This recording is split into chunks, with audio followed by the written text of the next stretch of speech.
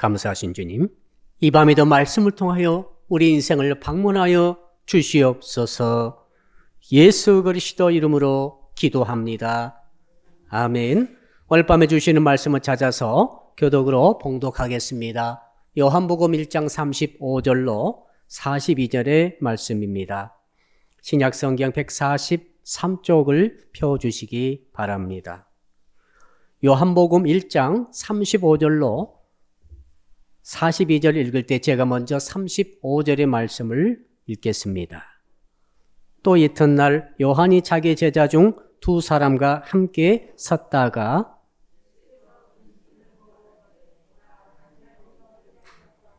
두 제자가 그의 말을 듣고 예수를 따르거늘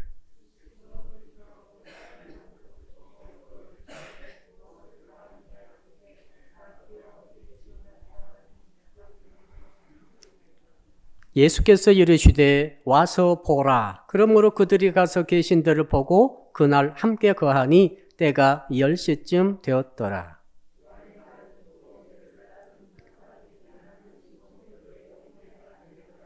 그가 먼저 자기의 형제 시몬을 찾아 말하되 우리가 메시아를 만났다 하고, 메시아는 번역하면 그리스도라.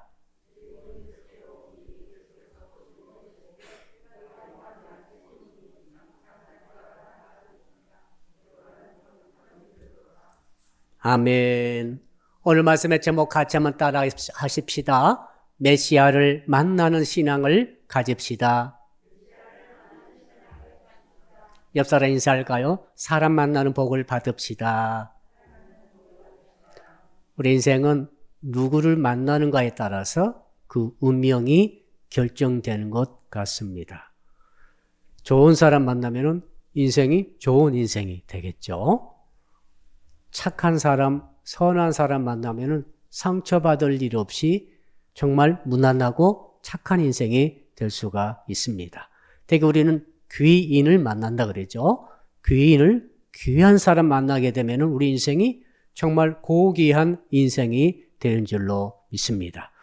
많은 분들이 귀인을 만나기도 하고 좋은 사람 만나서 귀한 인생이 되고 좋은 인생이 되기도 합니다만, 훨씬 더 많은 사람들은 반대 현상이 일어나고 있습니다. 나는 귀인 만나기 원하는데 악한 사람을 만날 수 있습니다. 굉장히 많이 그렇죠. 그래서 그 인생이 악해져 버리죠. 나는 정말 좋은 사람 만나고 싶은데 정말 나쁜 사람을 만날 수 있어요. 여러분, 나쁜 사람 만나게 되면은 인생이 아주 버려버리게 되겠습니다. 자, 그래서 그렇다면 누가 정말로 귀인 중에 귀인이고 누가 좋은 사람 중에 좋은 사람인가? 오늘 성경이 제시해 주고 있죠. 세례요한께서 예수께서 지나가심으로 그 예수를 향하여서 가르치시면서 뭐라고 말씀하십니까? 자, 우리 36절을 같이 한번 볼까요? 36절 읽읍시다. 시작. 예수께서 거느심을 보고 말하되 보라, 하나님의 어린 양이로다. 하나님의 어린 양이로다라고 하면서 이 말씀을 통해서 예수 그리스도를 가리키는데, 달리 이것을 세상적인 말로 번역하게 되면 보라, 저 사람이야말로 우리 인생을 행복하게 해주고 생명을 얻되 풍성히 얻게 해주고 또 구원까지 얻게 해주는, 성공하게 해주는 귀인 중에 귀인이다, 이런 말이죠. 귀인 중에 귀인이고 좋은 사람 중에 좋은 사람이 바로 저분이다. 이걸 이제 성경적으로 바꾸면은 보라, 하나님의 어린 양이다. 다른 말하면 메시아다, 이런 말이죠. 여러분, 예수 그리스도께서 우리에게 계시되어졌습니다. 그래서 우리가 예수 그리스도를 믿을 때에 귀인으로 믿을 수 있고 좋은 사람으로 믿을 수 있고 내 인생을 도와주는 분으로 믿을 수 있으되, 오늘 말씀은 그걸로 안 되고 메시아로 믿을 것을 말하고 있습니다. 따라합시다. 예수님을 메시아로 믿어야 합니다. 자, 그러니까 귀인으로 만나면은 예수님을 귀인으로 알고 돕는 사람 정도로 알고 좋은 사람 정도로 알게 되면 도움을 받을 수 있을 때 뭘 얻지 못하는가 하면 구원은 없어요. 메시아만이 우리에게 구원을 줄 수 있는 유일한 분이십니다. 메시아만이 우리에게 생명을 얻되 풍성히 얻게 하시는 영생을 주시는 유일한 분인 줄로 믿습니다. 메시아만이 우리에게 하나님의 자녀가 되는 권세를 줄 수 있는 유일한 분인 줄로 믿습니다. 자, 행복과 성공과 구원과 영생까지 신분의 변화까지 다 줄 수 있는 유일한 분은 예수 그리스도, 바로 메시아 한 분밖에 안 계신 줄로 믿습니다. 그러므로 예수님을 메시아로 만난다는 것, 오늘 안드레가 그랬죠. 안드레가 그랬습니다. 안드레가 우리가 보여주는 것이 뭐냐면은 너희들이 이 땅에 살아갈 때 너희들이 정말로 행복해지고 성공하고 승리하며 그리고 구원 얻고 하나님의 백성이 되기 위해서 지옥 가지 않고 천국까지 갈 수 있기 위해서 꼭 만나야 될 분이 계시는데 그분이 바로 메시아 예수 그리스도다. 예수님을 메시아로 만나야 된다. 이것을 모델로 보여준 친구가 바로 안드레라는 친구이죠. 저는 오늘 본문의 말씀을 통하여서 안드레가 메시아 예수 그리스도를 만난 것처럼 우리도 예수 그리스도를 메시아로 다시 한번 우리 마음속에 만나고 다시 한번 확인할 수 있는 이 밤이 되기를 주 이름으로 축복합니다. 자, 메시아를 만나게 되면 어떤 일이 있는가 하면 행복과 세상적인 행복과 세상적인 불행이 문제가 안 돼버려요. 여러분, 그러니까 세상 사람들은 어떤 생각 갖고 있는가 하면 나는 행복해야 된다라고 생각하고 있습니다.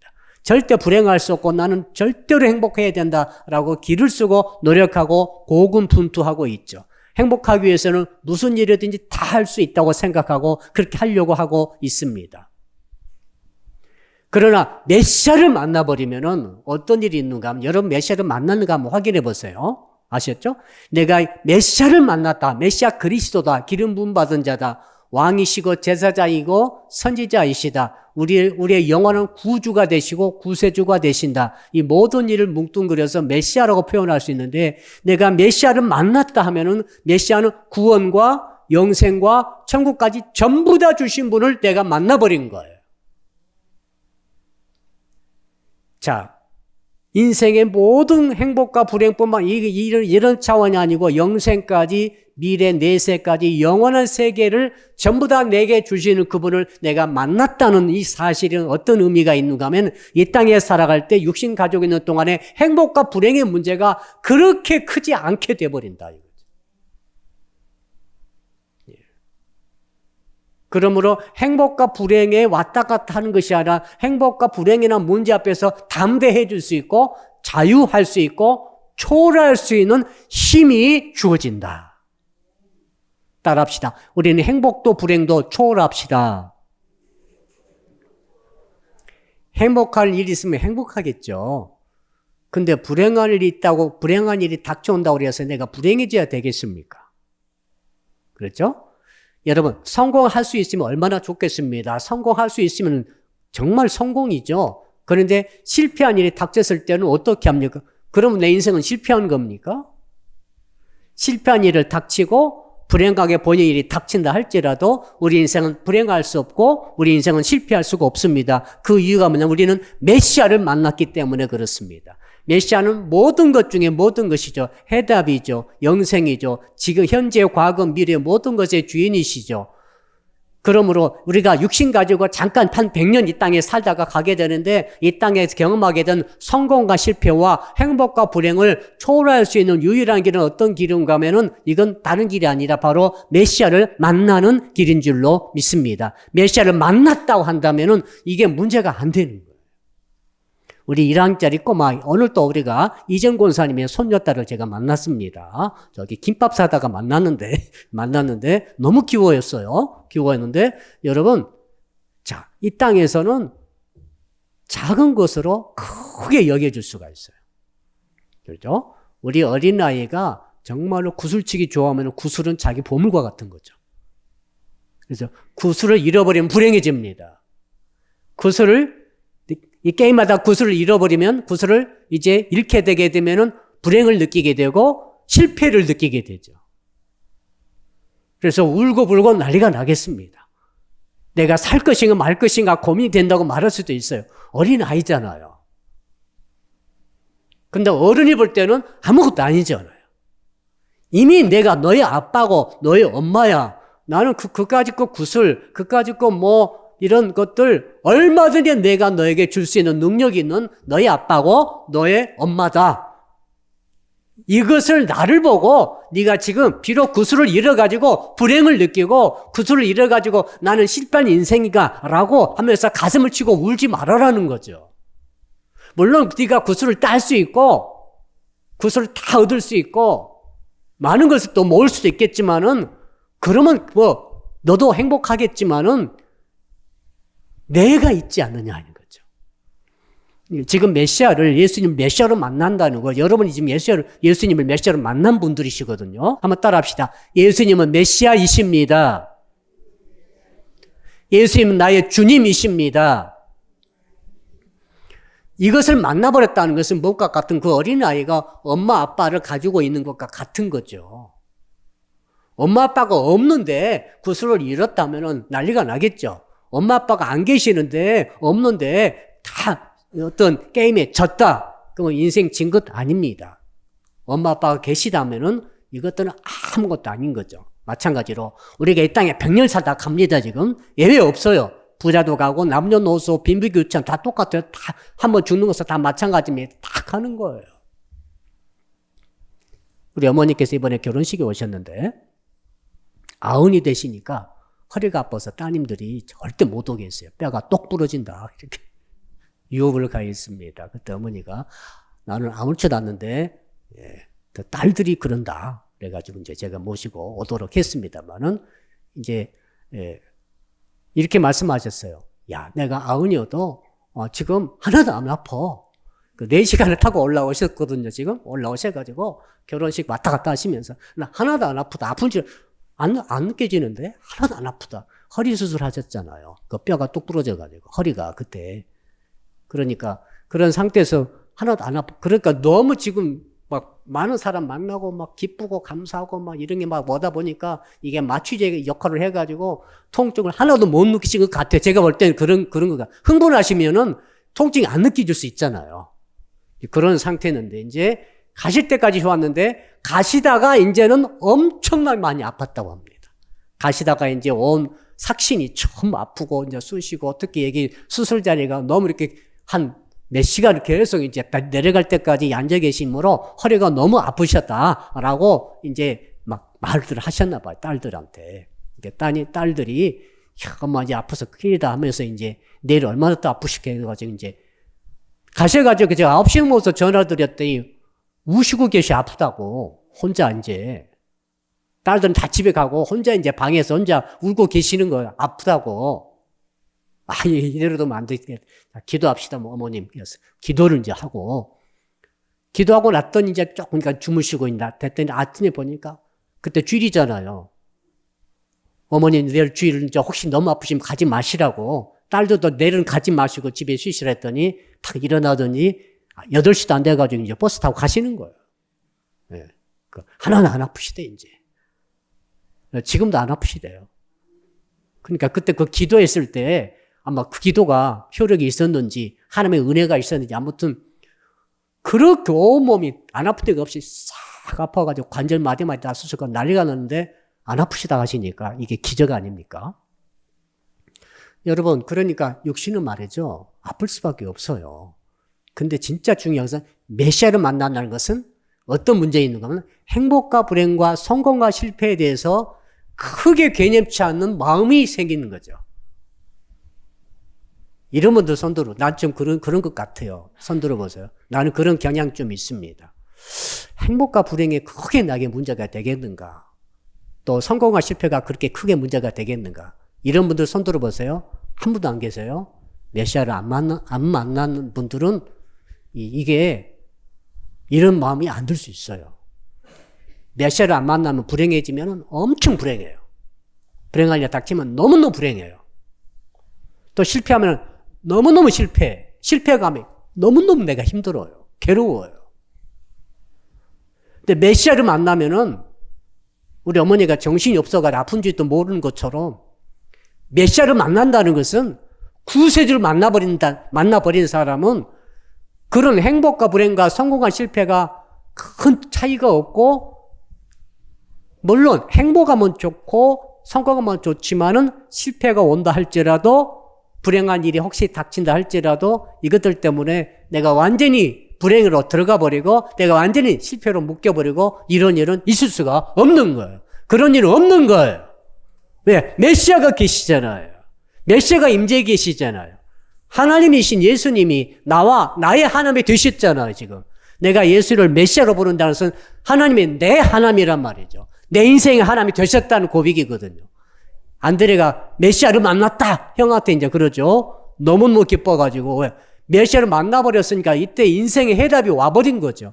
행복과 불행, 이것도 아무것도 아닌 것처럼 돼버리니까 행복도 뛰어넘지만은 불행도 뛰어넘고 실패도 뛰어넘고 인생에 어떤 일이 닥친다 할지라도 이미 영생 다 얻어버렸는데, 이미 하나님의 자녀가 되어 됐는데, 이미 천국의 자식이 다 되어 있는데 뭐가 문제란 말입니까? 이런 담대함이 생기는 것이죠. 그래서 여러분 스스로를 점검해 보셔야 됩니다. 나는 세상에서 불행한 일이 닥치면 내 정말 불행하다. 세상에서 실패했더니 나는 정말 내 인생 모든 걸 실패한 것처럼 막 하나님도 안 계신 것 같고 다 포기하고 싶고 막 이런 마음이 드신 분들은 메시아를 안 만나신 거예요. 무슨 말인지 알겠어요? 아직 메시아를 안 만났단 말입니다. 안 만났다니까 하늘이 무너진 것 같지. 안 만났으니까. 메시아를 안 만났으니까 실패했을 때 인생 전체가 실패한 것처럼 생각돼가지고 신앙도 버리려고 그런다는 거죠, 지금. 우리나라 교회가 지금 그런 형편에 있습니다. 코로나 상황에서 3년 동안 장로교만 50만이 교인수가 줄어들었어요. 그들이 어디 갔느냐? 그들이 다 가난한 성도가 된 것이 아니에요. 일부는 교회를 안 나가지만 예수 믿지만 일부는 이제 예수도 안 믿는 것으로 가버렸다 이 말이죠. 일부는 가버렸어요. 자, 그러니까 우리가 진짜 이 시대에 이 코로나 전국과 그 다음에 이 정말 기독교의 신뢰도가 6%밖에 제일 낮아요. 불교, 카톨릭, 기독교 중에 기독교가 너무 차이나게 지금 신뢰도가 낮게 떨어졌는데, 이런 상황 속에서도 내가 예수 믿는 것이 정말 아무렇지도 않고 이런 상황에 도전을 받지만은 그런 상황 때문에 내가 막 좌절한다거나 절망한다거나 이런 것도 전혀 생각도 되지 않고, 혹시 내가 개인적으로 좋지 못한 일을 당했다 할지라도 이것들이 아무것도 아닌 것처럼 생각되셔야만이 그 사람들은 메시아를 만난 거예요. 근데 세상이 어떤 일이 닥쳤을 때 너무너무 커서 큰 바위덩이에 눌린 것처럼 깔려 죽을 것 같은 생각이 들으신 분들은 이제 물론 위로와 격려이 반드시 필요합니다만은 한편으로는 내가 진짜 메시아를 만났는가를 오늘 밤에 확인해 볼 수 있기를 주 이름으로 축복합니다. 자, 그렇다면은 내가 어떻게 이 땅에서 살면서 메시아 예수님을 나의 하나님으로 믿을 수가 있는가, 만날 수가 있는가? 안드레 따라가면 됩니다. 안드레가 그 길을 쭉 따라갑니다. 안드레가 메시아를 만났거든요. 내가 메시아를 만났다. 한번 따라합시다. 내가 메시아를 만났다. 자, 안드레가 지금 그 외치는 말 아닙니까? 얼마나 좋았던지, 얼마나 기뻤던지 그 상황 속에서 메시아를 만났다고 외치면서 동네방네 뛰어들어가서 바로 형한테 가가지고 말하고 있지 않습니까? 자, 안드레는 어떤 방식으로 메시아를 만날 수가 있었는가? 첫 번째는 36절을 우리 아까 봤는데 한번 따라 합시다. 세례 요한의 증거의 말을 들었습니다. 안드레는 예수님이 키운 제자 아닙니다. 안드레는 세례 요한의 제자였어요. 세례 요한이 어디 살았어요? 옛날 제자들은 스승과 함께 기거했습니다. 학교에 집에서 왔다 갔다 그렇게 다닌 게 아니라 함께 살면서 함께 밥에 먹으면서 함께 수행하면서 스승을 받들어서 모시는 사람들이 제자였어요. 자, 그러니까 세례 요한은 광야에 살았잖아요. 안드레도 광야에 같이 산 거예요. 광야는 어떤 것입니까? 집도 아무것도 없어요. 한대잠을 자면서. 그래서 낙타 털옷을 입었을 거예요. 비슷한 짐승 거죽대기를 덮고 입고 다니는 사람이 세례 요한이고 그 제자들이었어요. 그 중에 한 사람이 안드레 아닙니까? 뭘 먹었어요? 메뚜기를 먹고 석청 먹었어요. 보양 먹은 게 아니라 먹을 게 없으니까 그 사막에 있는 것 그냥 주워 먹고 살았다. 어떻게 그렇게 살았는지. 그럼 안드레는 그러므로 그 혹독한 환경 속에서 세리요한이 챙겨 먹여주고, 다 보살펴주고, 월급 주고 그럴 사람 아니잖아요. 그럴 사람 아니에요, 세리요한은. 나는 광야 외치는 소리라! 난 그냥 외치고 소리고 그러니까 이 제자들이 알아서 밥해 먹으면서 알아서 잠을 자면서 알아서 세리요한의 사역, 세례 줄 때 옆에서 도와주면서 광야에서 살면서 한대잠을 자면서 죽고 덥고 무지 고생하면서도 떠나지 않고 세리요한이 선포하는 말씀을 옆에서 듣는 것으로 행복해하고 저 말씀이 정말 귀하다고 느끼고 있고 그런 사람들이 세리요한의 제자들 아니겠어요? 세리요한도 대단하지만 세리요한의 제자들도 대단한 사람들입니다. 예루살렘에 있는 그런 고관들이 다니는 그런 학교가 아니에요, 지금. 근데 그 세례 요한이 누구냐는 거죠. 세례 요한은 나는 메시아 예수 그리스도를 가리키는 하나님의 어린 양이라고 가리키는 사람이다. 나는 저 메시아를 나는 위에서 외치는 소리라 하시면서 오늘 36절을 보니까 하나님의 어린 양이로다 이렇게 외친 거죠. 외쳐서 증거하니까 이걸 누가 들었겠어요? 옆에 있던 안드레가 들은 거예요, 지금. 듣고 나서 예수님을 보았겠죠.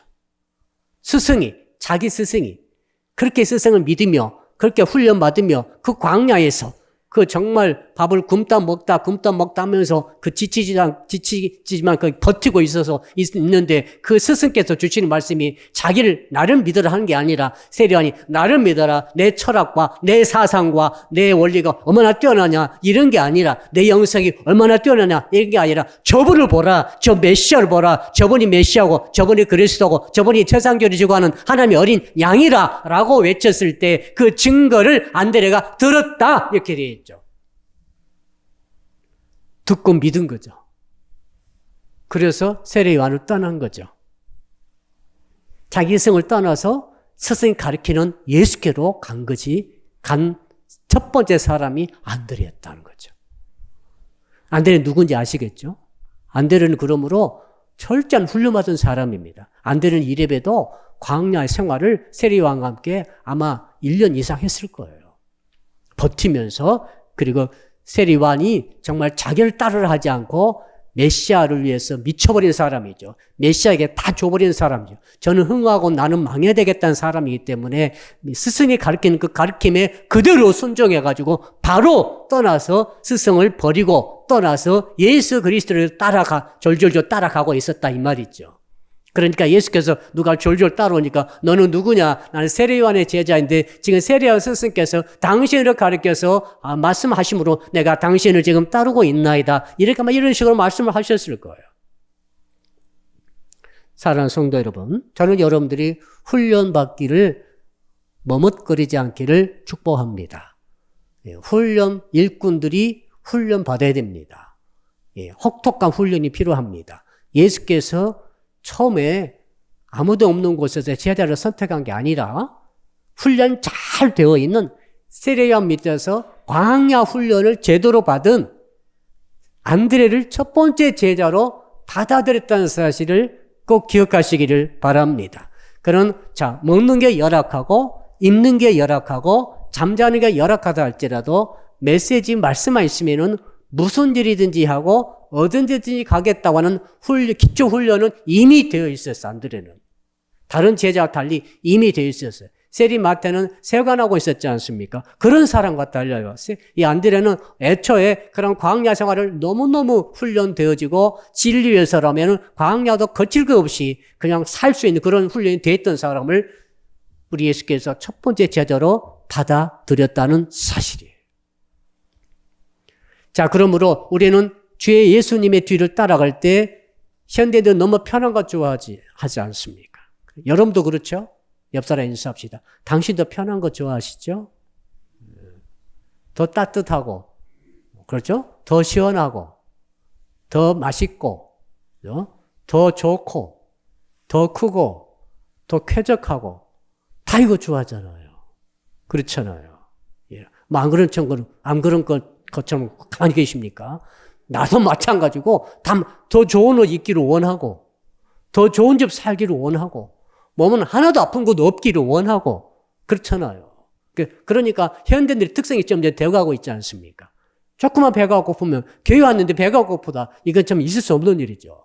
교회 왔는데 배가 고파. 그럼 가버려야지. 그렇죠. 교회 왔는데 덥더라. 좀 덥고. 교회 왔는데 또 춥더라. 어떤 성도들 교회 아침 기도 왔는데 추웠다고 가버렸어요. 다른 데로 가버려서 춥다고. 자, 그러니까 주께서는 그런 사람이 아니라 추워도 말씀이 있으면 있을 수 있는 사람이죠. 그렇죠? 잠을 좀 못 자도 피곤해도 말씀이 있으면 있을 수 있는 사람. 우리 전사님 오늘 목소리가 굉장히 지금 아주 허스키 보이스로 아주 목소리가 좋아요. 그러나 이제 목소리가 상하고 목이 이렇게 나갔어도 찬양을 하는 거죠. 예, 그렇죠. 얼마나 좋습니까? 아름답게 들어주시길 바랍니다. 자, 우리 찬양팀이 때때로 목이 갈 수 있죠. 컨디션이 안 나올 수 있어도 찬양을 하는 거예요. 예. 아프다고 안 하면 누가 하겠어요? 그렇잖아요. 아, 이런 자세가 메시아를 처음으로 만난 사람이 되게 했구나. 세례 요한 그 다음으로 처음으로 메시아라고 공식 고백하고 만난 사람은 안드레인 줄로 믿으시기를 바랍니다. 안드레가 세례 요한 이후로 처음으로 예수님을 메시아로 만난 사람이 됐습니다. 이유는 뭐예요? 훈련받은 사람이죠. 어떤 훈련입니까? 순종의 훈련이죠. 가람을 가고 말씀을 듣는 훈련이죠. 말씀 들었으면은 저분이 하나님의 어린 양이라고 그러니까 따라가는 거죠. 대단한 거예요, 이거. 그렇게 생명을 곧 따랐던 세례 요한을 놔두고 떠난다는 것. 대단한 건데 스승이 그렇게 외침으로 그대로 순종하는 거 보십시오. 이게 전부 훈련 아니겠어요? 이런 훈련이 여러분도 훈련되시기를 주 이름으로 축복합니다. 자, 그렇게 따라가면서 거기 또 보겠습니다. 37절 읽읍시다. 시작. 두 제자가 그의 말을 듣고 예수를 따르거늘. 38절 시작. 예수께서 돌이켜 그 따르는 것을 보시고 물어 이르시되 무엇을 구하느냐 이르되 랍비여 어디 계시오니까 하니 랍비는 번역하면 스승이라. 아직 랍비라고 말하고 있죠. 랍비라고 아직 말하고. 랍비는 유대인들의 스승이죠. 영적 스승을 랍비라고 하는데 그 랍비는 굉장히 박학다식한 사람입니다. 공부 굉장히 많이 한 사람이에요. 그 랍비 혹시 당신이 랍비인지 혹은 선지자인지 혹은 스승 선생인지 이 정도로 머물러 있었던 것 같아요. 아직은. 근데 예수께서 그걸 보시고는 보자마자 말씀하시죠. 어디 계십니까? 그래서 자 예수께서 뭐라고 하십니까? 39절 같이 읽읍시다. 시작. 예수께서 이르시되 와서 보라. 그러므로 그들이 가서 계신 데를 보고 그날 함께 거하니 때가 10시쯤 되었더라. 와서 보라. 여러분 집을 누가 오고자 할 때 와서 보라라고 바로 문 열고 오게 할 사람이 별로 없죠. 조금 기다리라고 이렇게 하지. 기다리고 뭐 정리할 정리하고 청소하고 청소하고 요즘 우리가 신방 안 가니까 그런데 신방 가게 되면 꼭 한두 번쯤은 그런 사람이 있습니다. 목사님 잠깐 기다리세요. 그 전날 저녁부터 싹 청소해놓고 기다리는 사람도 있고 깜빡 잊어먹고 바로 전화했더니 문 밖에서 약간 대기하십시오. 이런 분도 계실 수 있죠. 자, 예수님의 집은 어디에 있었을까요? 와서 보라 했잖아요. 어디였을까요? 예수님은 집이 없었잖아요. 여의도 굴이 있고 새도 둥지가 있지만 예수님은 거할 곳이 없다 말씀하시죠. 그 예수님은 주거지가 없었어요. 근데 주거하고 계시잖아요. 그러니까 이 집은 한데 잠을 주무시든지 허름한 곳이든지 아마도 최 단기 렌트한 곳이든지 그런 곳이었을 것이다. 그런 것과 아무 상관없이 메시아신 예수님께서는 그 안드레와 또 한 제자에게 와서 보라라고 말씀하십니다. 그리고 그날 밤에 역사가 일어나는 거죠. 하루 저녁을 안드레는 예수님과 더불어 기거하면서 놀라운 일이 일어난 걸 볼 수 있습니다. 40절 우리 한번 볼까요? 40절 시작. 요한의 말을 듣고 예수를 따르는 두 사람 중에 하나는 시몬 베드로의 형제 안드레라. 41절 그가 먼저 자기 형제 시몬을 찾아 말하되 우리가 메시아를 만났다 하고 메시아는 번역하면 그리스도다. 그러니까 그 다음날 하루 저녁에 같이 기거했는데 그때 처음에는 랍비라고 그랬는데 이제는 베드로한테 아침에 뛰어가면 베드로에 가서 뭐라고 합니까? 랍비가 아니라 메시아를 만났다. 근데 그날 밤에 안드레에게 역사가 일어나 버린 것이죠. 세상에 메시아를 만나버린 것이죠. 여러분, 안드레는 그때 이후로 인생이 변화됐습니다. 메시아를 만났는데 변화가 어떻게 안 됩니까? 구원자를 만났는데, 구세주를 만났는데, 영생과 천국과 구원과 죄사함과 모든 것 보장해 주시고 모든 것이 되시는 예수 그리스도 자체를 메시아로 만나버렸는데 왜 변화가 안 되겠어요? 그래서 그때부터 안드레는 예수님의 12제자가 되었고, 그때부터 안드레는 평생 예수 그리스도를 뒤를 따라가다가 나중에 X자 십자가에 못 박혀 순교하게 되시죠. 인생이 변했잖아요. 메시아를 만나면 인생이 변화가 되겠습니다. 근데 메시아를 안 만난 사람은 변화가 안 되겠습니다. 내가 메시아를 진짜 만났다면 나는 변화되어야 되는 거예요. 사람 이상으로 변화될 수 있어요. 예. 오늘 그것을 안드레가 지금 우리에게 보여주고 있습니다. 한번 따라 합시다. 와버런 말에 순종합시다. 순종은 안드레의 대단한 하나님의 주신 축복의 기질이 되겠습니다. 안드레는 그렇게 순종 잘했어요. 세례 요한 때부터 순종하고 예수의 말씀에 순종하고 그래서 메시아를 만났고 그 다음에 그 이후로 끝까지 순종하다가 순교까지 하신 줄로 믿습니다. 마지막 중요한 것이 이제 42절 우리가 읽었죠? 41절인데 한번 따라 합시다. 예수님을 메시아라고 증거해야 합니다. 자, 우리가 안드레처럼 메시아를 만나려면 첫째 훈련돼야 된다. 어떤 훈련입니까? 말씀의 순종의 훈련이 돼야 된다. 믿고 순종하는 거. 믿고 순종하는 거. 마지막에 세 번째로는 내가 믿고 믿는 바를 메시아 예수 그리스도를 증거해야 돼요. 제3자에게 증거하는 것이 중요해요. 아주 중요한 사실이 있습니다. 메시아의 특징이 뭔가 하면은 메시아는 자기보다 훨씬 더 큰 일꾼인 베드로를 예수께 데려온 사람이 안드레예요. 이것이 안드레의 특징이에요. 안드레의 그릇은 크지 않아요. 그러나 그가 전도한 사람은 엄청 큰 사람, 수석 사도를 데려와. 자, 형이지만은 베드로는 수석 사도였어요. 그릇이 큰 사람입니다. 큰 일꾼이었어요. 안드레는 큰 일꾼은 아니에요. 그러나 안드레의 특징은 큰 걸 끌고 오는 사람이죠. 이거죠. 자, 오병이어가 일어났어요. 오병이어 일어났을 때 물고기 2마리와 떡 5개를 가져온 사람 누구예요? 안드레예요. 안드레가 소년의 도시락을 찾아가지고 아이의 도시락을 언제 봐놨는지 가가지고 아이의 도시락을 갖고 와가지고 예수께 제일 먼저 와가지고 여기 있습니다. 너희들이 먹을 것을 가져와라. 누가 순종해서? 안드레가 순종했어요. 그 오병이어가지고 5,000명 먹이고 12광주를 남게 하신 사람이 안드레예요. 안드레는 기적을 행한 적이 없어요. 베드로는 많이 행했죠. 베드로는 죽은 사람도 살리고 그랬잖아요. 베드로는. 안드레는 그런 기사가 없어요. 근데 기적을 일으킬 수 있도록 조건을 만들어주는 일들은 하셨다. 안드레는 큰 일을 안 했어요. 베드로 말이죠. 성령 충만 받고 예루살렘 나가가지고 한번 열칠 때마다 3,000명을 4,000명이 남자들만 그렇게 한꺼번에 예수께 돌아오도록 불같은 설교했던 사람이 베드로예요. 그런데 안드레는 한 번도 그런 적이 없어요. 그러나 그 베드로는 누가 전도했어요? 안드레가 전도했다는 거죠. 이건 대단한 특징입니다. 자, 사랑하는 성도 여러분, 안드레는 또 한 가지 특징이 있는데 여러분 따라합시다. 안드레는 질투가 없었습니다. 옆 사람 한 번만 이야기해 줄까요? 여보시오, 나도 질투가 많아요. 예. 형제끼리도 질투가 많아요. 아시고 계시죠?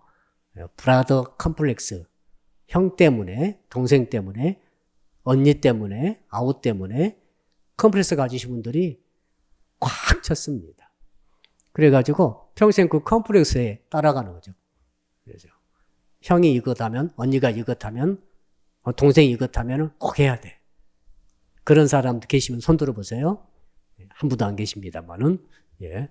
자, 컴플렉스가 있으면은 저는 메시아를 만나기를 주님으로 축복합니다. 메시아를 만나면은 컴플렉스를 우리가 느낄 수 없어요. 안드레가 메시아를 만났잖아요. 형은 얼마나 잘합니까? 아무튼 달변에다가 아무튼 정말 엄청난 일꾼이 됐잖아요. 근데 안드레는 그걸 못했어요. 근데 안드레가 질투하고 시기하고 이런 것이 하나도 없어요. 그렇기 때문에 아주 열린 마음으로 예수님에게로 형을 인도한 거예요. 만일에 안드레가 시기와 질투가 꽉 차, 컴플렉스가 있던 사람에게 한다면은 예수님께 소개를 안 했을 거예요. 네, 나만 예수의 제자 되려고. 막 형이 오면은 나에 앞서서 큰 일꾼 될 것 같으니까 안 데리고 오는 거죠. 그래서 오늘 하나님께 우리에게 주신 메시지는 그겁니다. 네가 안드레처럼 나를 메시아로 만날 수 있느냐. 첫째, 훈련받아라. 말씀이라 한다면은 열악해도 참을 수 있고 좋지 못해도 이겨낼 수 있고 배가 고파도 넘어갈 수 있는 훈련을 네가 받아야 된다. 뜻밖의 그 말씀 주시고요. 두 번째로는 주께서 주신 말씀이라 한다면은 순종해라. 와보라 하면은 아주 구차스러워도 가서 보고 깜짝 놀랐을 것 같아. 예수께서 기가하시는 거 가가지고 깜짝 놀랐어요. 이분이 위대한 랍비 같은데 또 메시아일 수도 있는데 가서 보고 너무 누추한 환경 속에서 아무렇지도 않게 기거하고 있는 예수의 모습을 보면서 그 모습 속에서 메시아를 발견하게 된 거죠. 순종을 두 번째로 익혀라. 세 번째로는 누구라고요? 바로 너의 마음속에 메시아 만난 사람은 전도하고 싶은 마음이 일어난다는 거예요. 자, 우리가 해피데이, 지금 해피데이 아니고 이제 사랑의 프로포즈를 하고 있죠? 지금 1120 하고 있는데 안드레 심정이 있으면 참 좋겠습니다. 안드레가 메시아 만나니까 딱 떠올랐어요. 누가요? 형이 떠올랐어요. 베드로 얼굴이 떠올랐어요. 베드로 얼굴이 보름달처럼 떠올랐어요. 다른 데 갈 수가 없어요. 평소에 베드로를 사랑하고 베드로 가깝게 여기고 물론 혈육이기도 하지만은 형제이기도 하지만은 특별히 마음속에 사랑하고 사모하는 사람이 사실은 가깝게 여기는 사람이 베드로였어요. 자, 그러니까 정말로 좋은 인생에 생명을 주는 안드레가 메시아를 딱 발견하니까 바로 안드레가 베드로를 떠올린 거죠. 그래서 아침에 일어나자마자 베드로에게 뛰어가서 형, 내가 메시아를 만났어 라고 외친 줄로 믿습니다. 사랑하는 성도 여러분, 여러분이 메시아를 만났다 한다면 이 안드레의 심정이 있어야 돼요. 메시아를 만났는데 아무도 생각이 안 나. 지금 우리의 문제인 것도 같습니다만은 정말 내가 전도하고 싶은 사람이 생각이 안 나. 원인 두 가지가. 첫째, 메시아를 안 만나서 그래요. 메시아를 안 만나면 종교로만 생각되거든요. 이게 자꾸 전도하라고 하면 시험이 들어요. 전도하라면 힘이 들어요. 전도하라면 부담이 돼요. 자, 두 번째로는 메시아를 만났어요. 만났는데 내 삶이 너무 우리끼리만 지낸 거죠. 우리끼리만 지내는 사람은 불신자를 아는 사람이 없어요. 진짜 불신자 만나기가 어려워요. 정말 알맹이 전체가 불신자인 사람, 껍질도 불신자고 속도 불신자인 사람 만나기가 쉽지 않아요. 얼마나 우리끼리 좋잖아요. 그런 사람들이 이제 전도 대상자가 떠오르지 않을 수 있어요. 근데 오늘 주께서 주신 메시지는 야, 너도 안드레처럼 베드로가 또 올라야 된다라고 지금 주님께서 우리에게 말씀하시는 것 같습니다. 이 은혜가 있기를 주 이름으로 축복합니다. 자, 마지막으로 42절을 같이 한번 읽어보겠습니다. 시작.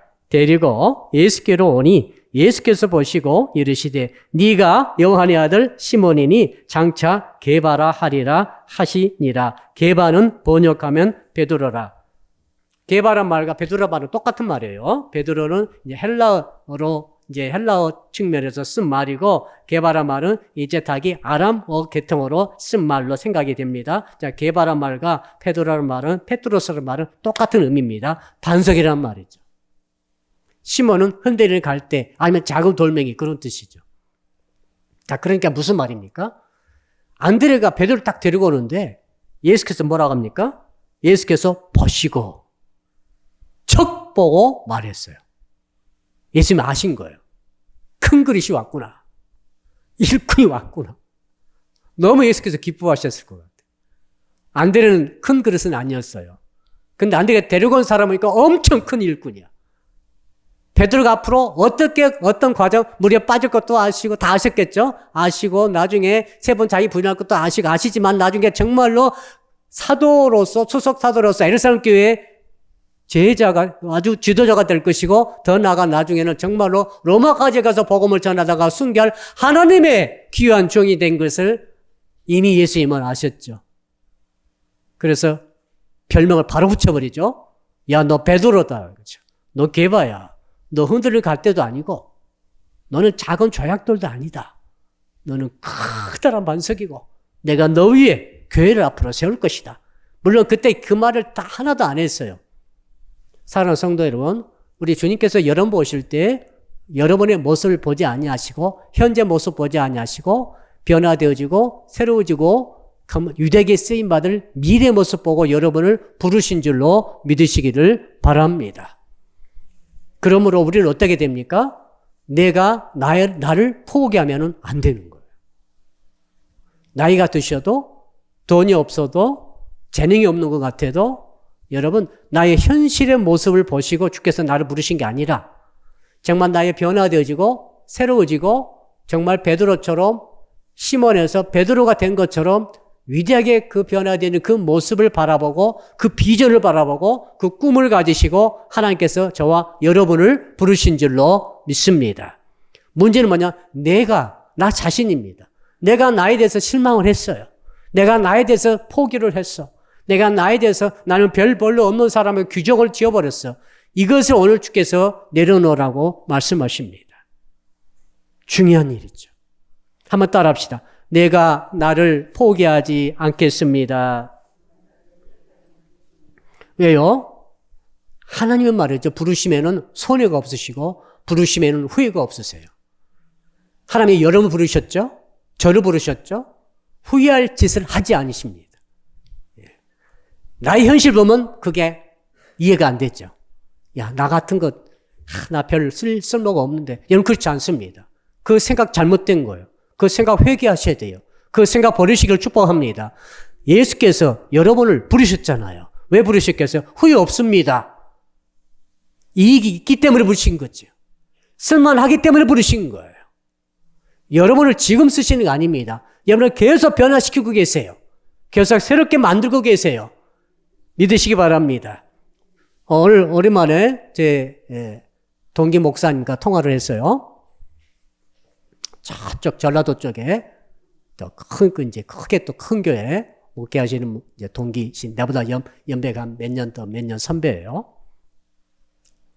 결혼식 날짜를 잊어먹어가지고 돈을 못 붙였으니까 다시 계좌를 보내라 전화를 한 거예요. 이제 그래서 이야기하다 보니까 그분이 읍소재지에서 한 10,000명 인구가 10,000명 되는데 교인이 한 수백 명이에요. 교회당이 우리 교회 한 10배 될 거예요. 그 어마어마하게 크게 목회를 하세요. 몇 명이라고요? 우리 화도분 10만이잖아요. 거기는 10,000명이에요. 전체 인구가 10,000명인데 교인 숫자가 한 500, 600 될 거예요. 거의 1,000 가까이 되는 건 모르겠어요. 교회당도 어마어마하게 큰 거예요. 그러니까 이 인구로 따지면은 큰 목회를 하시는 거죠. 그래서 제가 그랬어요. 목사님 왜 이렇게 목회를 잘하십니까? 존경합니다. 했더니 무슨 말씀 하시는 여러분 죽을 뻔 하면은 나처럼 된대요. 여러분 죽을 뻔했대요. 진짜 여러 차례 죽을 고비를 계속 넘기다 보니까 자기도 모르게 그렇게 됐다는 거예요. 여러분, 저는 모든 하나님의 종들의 초기 출발점을 알고 있어요. 전부 다 이 사람이 이렇게 큰 일을 할 것인가 상상도 못했어요. 근데 어떤 분은 그렇게 쓰임받는 친구들이 있어요. 엄청난 영향력 끼치고 훌륭한 성품으로 변화되어서 하나님께 쓰임받는 도구로 쓰임받는 사람들이 있습니다. 문제는 우리죠. 우리란 말이죠. 하나님께서 저와 여러분을 선택해 주신 줄로 믿습니다. 이건 확실해요. 이제 정리해 봅시다. 하나님이 나를 부르시는 건 확실해요. 확실하죠? 확실하죠? 하나님은 너를 부르셨죠? 예. 두 번째, 그렇다면은 내가 메시아를 만난 것은 확실하죠? 메시아, 예수 그리스도가 메시아인 것을 믿고 있죠? 딴 건 몰라도 이건 헌금하라고 안 할 테니까 이건 믿는다고 하세요. 예.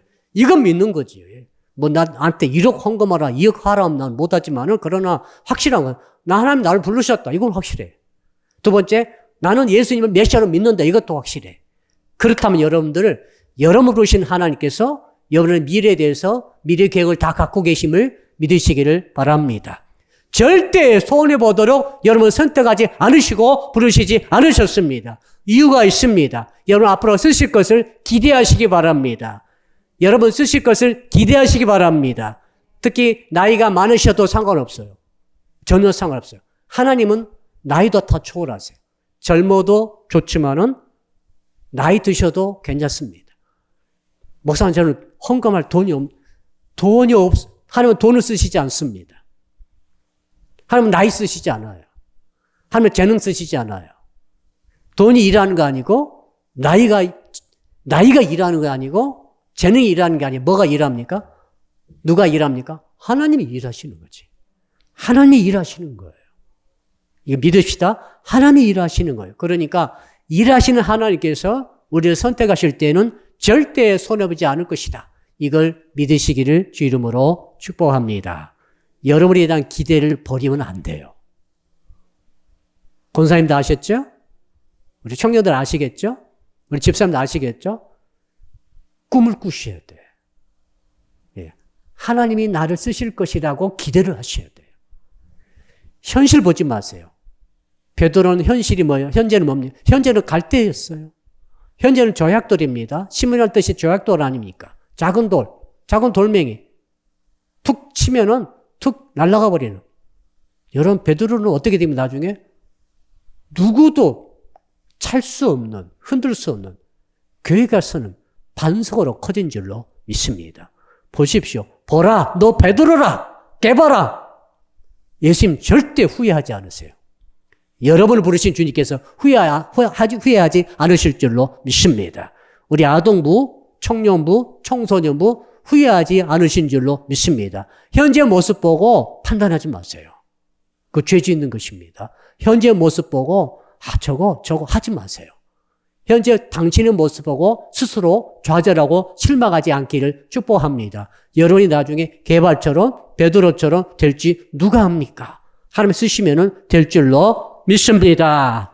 이제 우리 다 같이 말씀 붙들고 주여 부르고 간절히 함 느낀 점 붙들고 말씀 붙들고 기도합니다. 주여 아버지 하나님, 오늘 세례 요한께서 하나님 어린 양이라고 가르쳤더니 안드레가 그것을 두어 듣고 그 귀를 듣고 마음에 간직하여 그대로 순종하여 바로 예수 그리스도를 뒤따라감으로 예수와 만나서 예수님께 거처로 찾아가서 그날밤에 그함으로 랍비에서 메시아로 변화되어지는 이 만남을 갖게 된 줄로 믿습니다.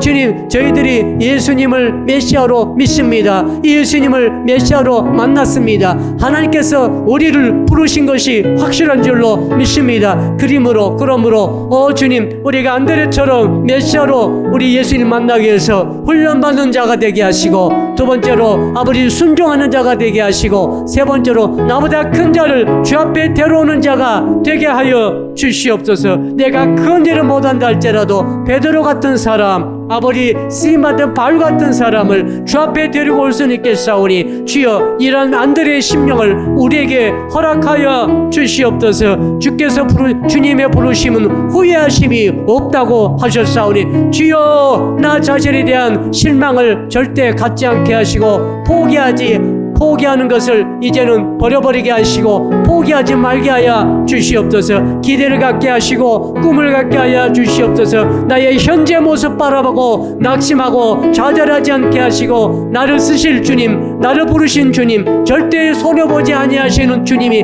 나를 부르셨으니 메시아께서 나를 변화시키시고 나를 축복하시고 내게 더 갖출 것을 갖추게 하신 다음에 나를 사용하여 주실 줄 믿습니다. 우리 사랑의 교회를 사용하여 주실 줄로 믿습니다.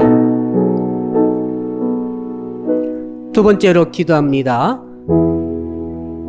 우리 교회가 사랑의 프로포즈 1120을 지금 시도하고 있습니다. 이제 다음 주부터는 우리가 이제 릴레이 기도를 시작해야 되는데 이 명단을 작성하는데 어려움이 있습니다. 정말 전도할 대상에 떠오르는 사람도 있지만은 떠오르지 않는 사람도 있습니다. 주여, 이제 이번 목장까지 이것을 완결시켜서 주일날 계시하고 이제 붙들고 우리가 마음에 품고 기도할 때 주여, 주께서 모든 우리 사람의 성도님들이 가슴에 안드레처럼 베드로를 품게 하여 주시옵소서. 나는 큰일 못하더라도 엄청난 일을 할 일꾼들이 혹시 우리가 품은 그 일꾼 중에 그 영혼 중에 속해 있는 줄로 주님 믿습니다. 주님, 자, 사랑의 프로포즈 1120에서 기도하시고 저희 교회가 이제 12월 11일, 12월 11일 날 임직식과 위임식을 해야 되는데 주님, 이 모든 일이 주 안에서 잘 진행되게 하시고 이번 주일은 그러므로 공동의회가 있습니다. 김영동 목사님께서 오셔서 우리 공동의회를 주재하실 때 이 모든 과정도 주님 함께하여 주시옵소서. 더불어서 오늘 주께서 우리에게 기도 입술을 주십니다. 그러므로 기도할 때 이번 주일 예배 때 큰 은혜가 있게 하시고 특별히 10월달 한 달 동안에는 이 전푸하는 신앙이라는 제목으로 말씀 주실 때 전푸하는 신앙의 역사가 있게 하여 주시옵소서. 더 나아가서 어려움 당한 성도들, 특히 아픈 성도들, 우리 강용모 집사님 비롯해서 우리 귀한 성도를 위해서 또 우리 시호, 어린 시호를 기억하십시오. 그 어린 심령을 기억하시고 우리 주여 부르고 한 3분만 통성으로 기도합니다. 주여, 살아계신 아버지 하나님, 안드레의 마음을 품기 원합니다. 안드레가 베드로를 인도했지 않습니까? 안드레가 500여를 만들었지 않습니까? 아버지 하나님, 안드레처럼 우리가 아버지 베드로 같은 심령을 가슴에 품기 원합니다. 아버지의 영혼을 품기 원합니다. 예비 신자를 품기 원합니다. 그리하여서 11월 20일까지 아버지 그 영혼을 주 앞에 데리고 나올 수 있도록 성령님 도와주시옵소서. 내가 메시아를 만났다, 메시아를 만났기 때문에 우리는 반드시 가슴에 영혼을 품게 하여 주시옵소서. 스스로를 포기하지 말게 하시고 스스로 좌절하지 말게 하시고 주께서 나를 부르신 것은 뜻이 계신 것이고 그럴 때 손해보지 아니하실 줄로 믿습니다. 주여, 저희 교회를 사용하여 주시옵소서. 나를 사용하여 주시옵소서. 아버지 하나님, 11월 20일 날 추수감사 주일 때 사랑의 프로포즈 날에 놀라운 역사가 있게 하시고 12월 11일 날 담임 목사 위임식과 또 우리 항정직 빈택자들 임지식을 해야 되겠사오니 주님, 그 임지식의 현장이 잔치가 되게 하시고 성령의 기름 부음, 임직의 기름 부음, 직분의 기름 부음이 임함으로 말미암아 놀라운 하나님의 복이 임하게 도와주실 줄로 믿습니다. 이번 주일 10월 한 달 동안에는 이제는 전파는 신앙 제목으로 말씀을 주실 때인데 아버지의 전파는 베드로의 신앙에 대해서 이번 주에 말씀 주실 때 큰 은혜가 있게 하여 주실 줄로 믿습니다. 사랑의 교회가 전파하게 도와주시고 우리의 성도님들이 전파하게 하여 주시고 각 부서들이 전파의 역사가 있게 하여 주시옵소서. 어려움 당한 성도 가십니다. 대학 입학을 앞에 두고 있는 형제자매들이 어린 심령들이 있습니다. 저들의 길을 열어 주시옵소서. 열어 주시옵소서. 아무리 강용무 집사님 불쌍히 계시고 안수해 주시옵소서. 치료해 주시옵소서. 정결케 하시옵소서. 강건케 주시옵소서. 깨끗함이 있을지어다. 시효를 붙잡아 주시옵소서. 심장의 문제, 언어의 문제, 발육의 문제, 특히 섭생의 문제 간섭해 주셔서 회복이 있게 하여 주시옵소서. 살아나게 하여 주시옵소서. 정상적으로 발육이 일어나게 하여 주시옵소서. 주님 감사합니다. 모든 말씀을 우리 주 예수 그리스도의 이름으로 축복하고 기도합니다. 아멘. 하늘에 계신 우리 아버지, 아버지의 이름을 거룩하게 하시며 아버지의 나라가 오게 하시며 아버지의 뜻이 하늘에서와 같이 땅에서도 이루어지게 하소서. 오늘 우리에게 일용할 양식을 주시고 우리가 우리에게 잘못한 사람을 용서하여 준 것 같이 우리 죄를 용서하여 주시고 우리를 시험에 빠지지 않게 하시고 악에서 구하소서. 나라와 권능과 영광이 영원히 아버지의 것입니다. 아멘.